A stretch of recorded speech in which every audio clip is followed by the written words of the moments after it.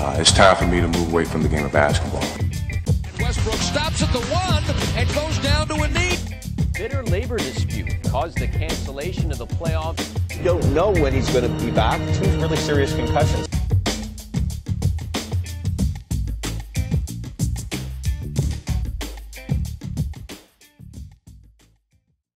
Hello, welcome back to How to Fantasy Sports. In today's video, what we're going to look at is an updated of our rankings for the positional players for the 2012 fantasy football season.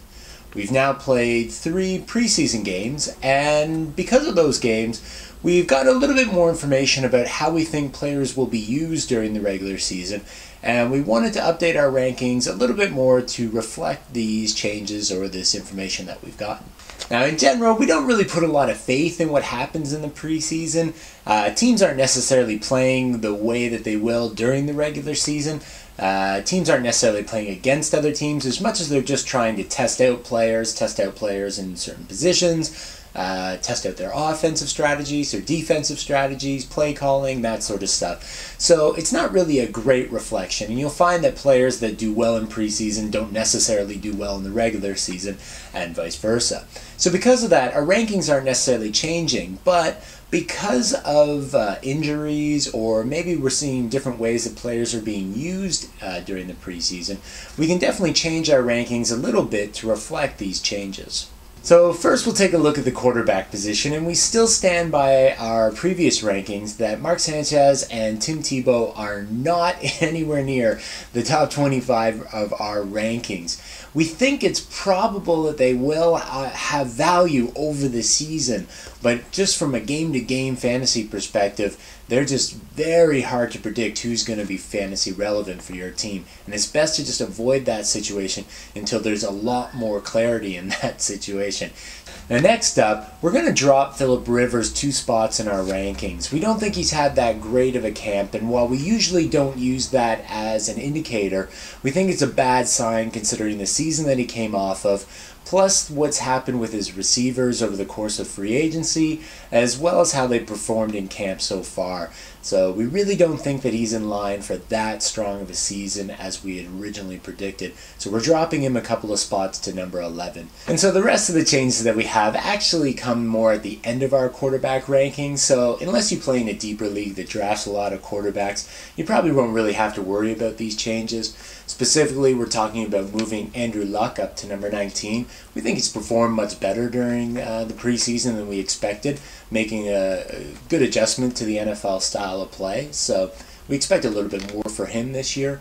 We're dropping from number 20 to number 25, Christian Ponder. We're not excited about the way that he's performed in the preseason, so we don't have as high expectations for him. And then switching from number 25, moving up to 24, we're dropping Matt Flynn off as he's no longer the starting quarterback for the Seattle Seahawks. Instead, we have now Russell Wilson. So the next position that we're looking at in our updated rankings is the running back position. Now, the big change that we have is centered around Maurice Jones-Drew. Originally our 7th running back, we're now dropping him down to 12. And he's going to join the group of running backs from 13 and 21 that if you draft any of these guys, make sure you take their backup. And hopefully you're only drafting them as the 2nd running back on your team, not the 1st running back on your team. But the key here, especially now with Maurice Jones-Drew, make sure that you pick up their backup, because we're just not sure how they're going to perform, when they're even going to perform during the regular season. So make sure you have the backup for these guys. And so next up on our update of the running back position is at number 29, the any Washington Redskins running back.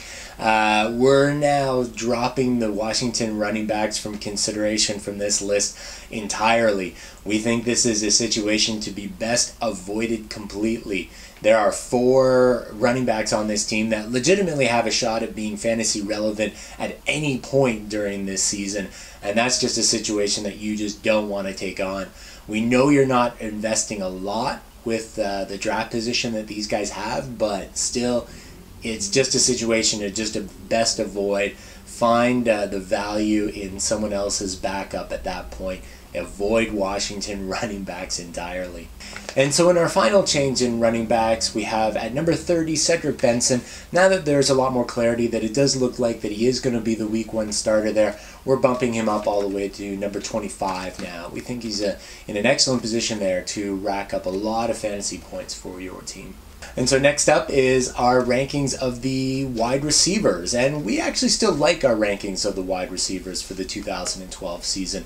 We think they accurately reflect how they're going to be used in the red zone, how many touches they're potentially looking at, and the combination of the two to really come up with a good framework on who we think is going to be the most valuable for leading your team in this fantasy football season. So we still would keep our wide receiver rankings exactly where they are.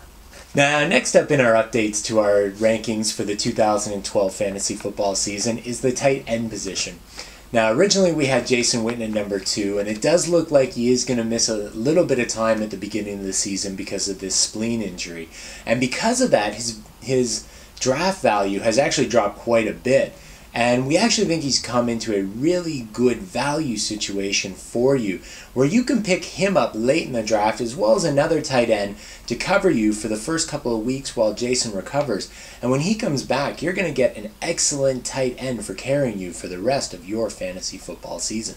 And so the last change in our tight end rankings is we're moving Owen Daniels from number 11 down to number 14, and we're moving up from number 14, Greg Olsen, to number 11. We think Greg Olsen and Cam Newton have shown a pretty good rapport, even from going back to last season. Looks like it's carrying over this season. And without Jeremy Shockey there, we do think he's positioned to have the potential for a top 10 season. We don't think he's going to get quite there, but definitely the outlook, it looks a lot brighter for Greg Olsen. As for Owen Daniels, though, it doesn't look like his outlook is looking all that bright at all. Specifically, it looks like they're probably going to use their tight ends to block a little bit more, as I think they're going to lean on the running game a little bit more this season.